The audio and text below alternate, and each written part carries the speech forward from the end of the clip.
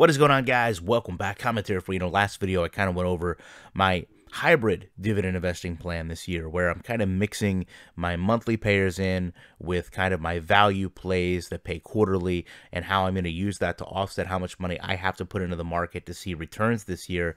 And obviously, when you look at where I am now, up over $400 the past 3 months on long-term plays, I think it's important we understand that, the Santa Claus rally really hasn't pulled back all that much.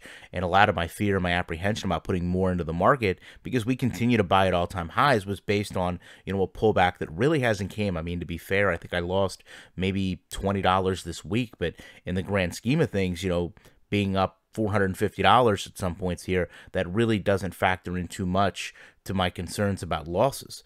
So obviously, if you aren't familiar with the market, you also know there's kind of a January effect where a couple things happen. Number one, people return to stocks that they sold out.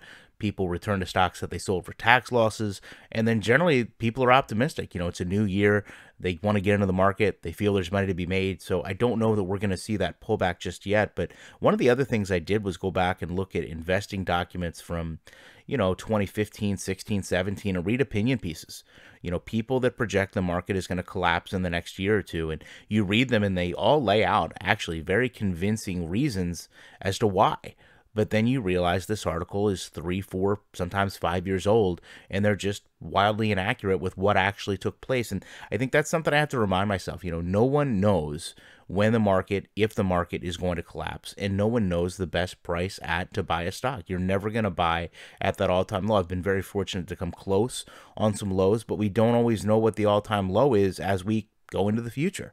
So I think right now what I'm going to do is strengthen my resolve in the market, really look to put 10,000 in this year. I want to get this number to 10,000. I think that's an achievable goal. Obviously, with the new year, there's a lot of things we don't know. Bills can happen, medical, personal, auto, repairs, home improvement. There's a lot of things that can happen in the course of a year. So I think it's important that I set a reasonable goal that I can meet and then not look back with any kind of failure in mind if I don't meet it. So I think $10,000 total in this account by the end of the year is very, very reasonable and can get me a great return on my investments if the market continues to go up, and maybe break even if it continues to go down. But in that thought process, I want to look at the stocks that I have that I'm close to 500 or breaking even or maybe lost a little bit on.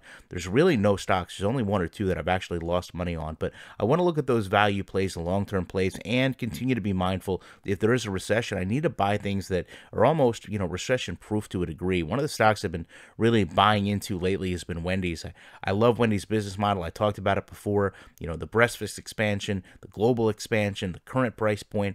I really feel like if I can continue to buy shares at Wendy's under $22, even though my current cost I think is right now around 18 or 19, I'm going to continue to do that and feel safe about that investment. I don't want to put all $10,000 into that, of course, but I do want to make sure that I'm buying at the best price that I can. That way I dollar cost myself down and make sure that I'm putting to work my money in the most effective and efficient way possible. Love to know your thoughts on this. Appreciate you checking it out. I will be back in a week with more commentary.